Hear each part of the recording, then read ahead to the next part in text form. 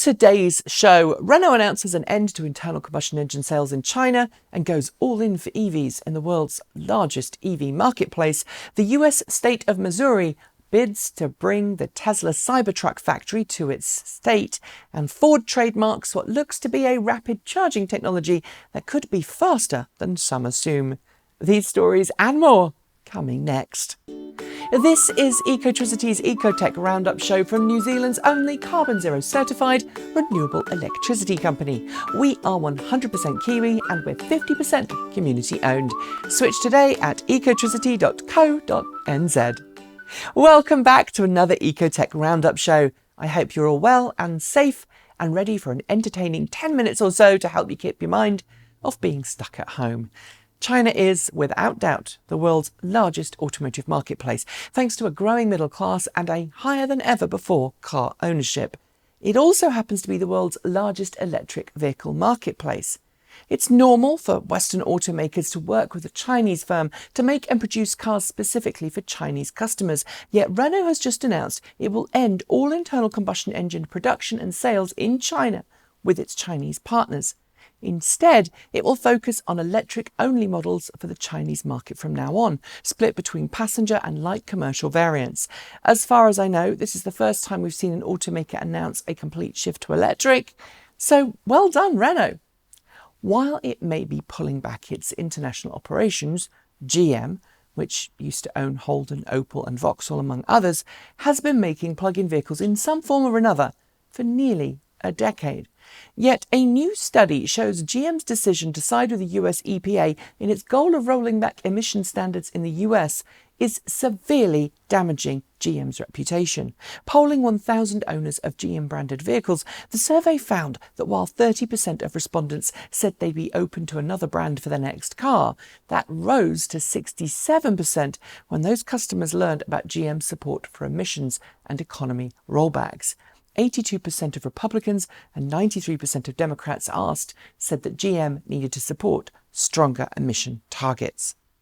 Located firmly in the Midwest, the US state of Missouri, or Missouri if you're local, isn't probably the first place you'd think of as somewhere Tesla would want to build a factory.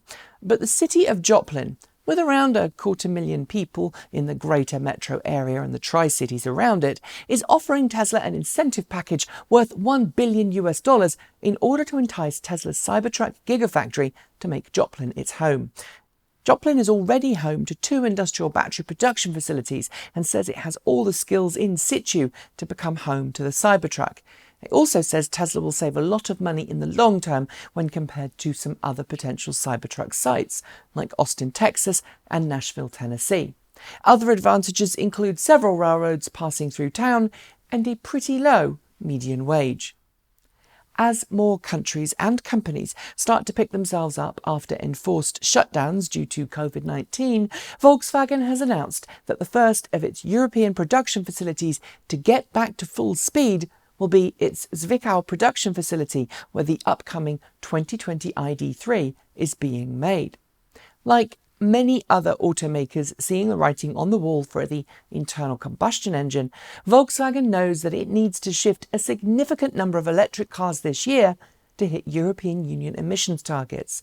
So starting up production lines for electric vehicles first makes an awful lot of sense, especially when Volkswagen is reportedly having problems with the software in the Volkswagen ID.3. Talking of which, Volkswagen engineers like Ford's have been reportedly doing a lot of driving during the lockdown. Let's hope it pays off. Last week, we covered the news story of a Porsche Taycan, which had covered an not insignificant 1,000 kilometres in under 24 hours. To drive that kind of distance in such a small amount of time requires, quite literally, a lot of planning. Except, as we discovered this week, that's something that Porsche's onboard route planner software isn't very good at. Via a series of YouTube videos, we're learning that Porsche's charger planner isn't really very sophisticated at all. For example, it doesn't report what kind of charging is at each stop, it doesn't detail how long it thinks the charging will take, or indeed if the unit is working. While veterans of route planning in non-Teslas know not to rely on in-car navigation, it's a shame to see a high-end, well-made premium car let down by such a small system. Moreover, even more concerning is that Porsche allegedly asked the YouTuber who made the videos to take them down and tweak them, which frankly smacks of censorship. Tesla has rolled out a new feature for owners of its Powerwall who also happen to own a Tesla. It allows you to charge your car from the Powerwall even if grid power is off. This all works by monitoring the power use of your home and noting how much energy is in the Powerwall. It allows you to specifically set an energy threshold at which your car will start charging from the Powerwall. If energy demand in your home goes up, the system automatically turns down the charging power of your Tesla. And if you have photovoltaic solar panels on your home, well, it also takes that into account, and the amount of energy being generated on the roof plays into the bargain. It's a welcome addition that theoretically means you could be off-grid for extended periods of time, but I should note Tesla does say that you may manually have to plug your car back in if the charging is halted by the system.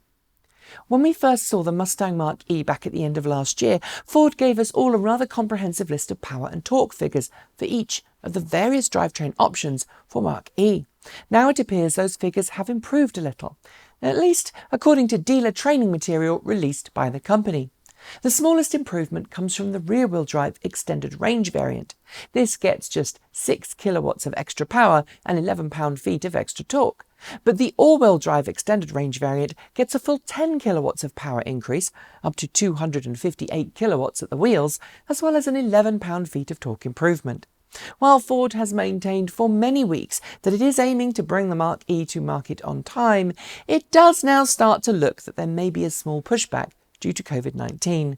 Watch this space. British firm Lotus has launched a special touchscreen configuration tool for its upcoming Evjia electric hypercar, ahead of planned production launch later this year. While most car companies are getting more and more online with their ordering systems, Lotus has instead opted to have special state-of-the-art touchscreen computer systems, complete with high-end graphics cards to allow customers to virtually configure their car inside and out, with their choices represented in real time. Of course, with a high level of photorealism. Yes, I know this is super excessive and is far from the social distancing we're all trying to maintain. But then again, we are talking about a hypercar that produces nearly 2,000 horsepower, has a limited production of 130 examples, and has a price tag of upwards of 2.5 million Kiwi dollars? Well, what did you expect? As with many Chinese factories slowly starting to back up after COVID-19 swept through the nation, Byton's Chinese production facility is now finally coming online. It posted photos and videos this week of the production line in full swing, although if I had to guess, the cars shown coming off the production line are most likely pre-production validation models, as Byton is not expected to start Chinese market deliveries of the M-Byte until October this year. European and North American deliveries won't start until 2021. Also this week, Byton announced it will be partnering with Q-Merit to install home charging stations for its US customers. Q-Merit is essentially the Uber of contractors and will handle the installation process from the point of order. And finally, aside from Tesla, no other automaker has its own charging network for customers to use. Sure, some automakers have clubbed together to help fund a charging network, either under duress or because it makes good business sense, but none have done what Tesla has done, yet. But this week, Ford trademarked a name for a charging network that made some of you laugh, the Fastor network, spelled F-A-S-T-O-R. Many in the industry have been mocking Ford for the name, especially when it has a rapid charging station that looks very suspiciously like a Tesla supercharger. But I'm thinking the name hints we may see more than just a charging station. The store part of the name could hint at a two-way vehicle-to-grid power transfer system. What do you think? And on that note, that is your lot for today. Don't forget to like, comment and subscribe. Tell your friends about the show, and if you've got feedback, please do send it our way. We love hearing from you. Make sure as well that you hit the notification bell. That will mean that you won't miss out on our next episode. And of course, if you are at your computer, why not switch to New Zealand's only carboNZero certified renewable electricity company? They make it super easy to make the switch, and if you do, you'll be helping New Zealand wean itself off dirty energy and onto clean, green, renewable power that will keep the land beautiful for centuries to come. We'll be making some more fun content for you all to enjoy next week, but until then, stay safe, remember to wash your hands, and keep healthy. I'm Nikki Gordon-Bloomfield. Ka kite! See you next time.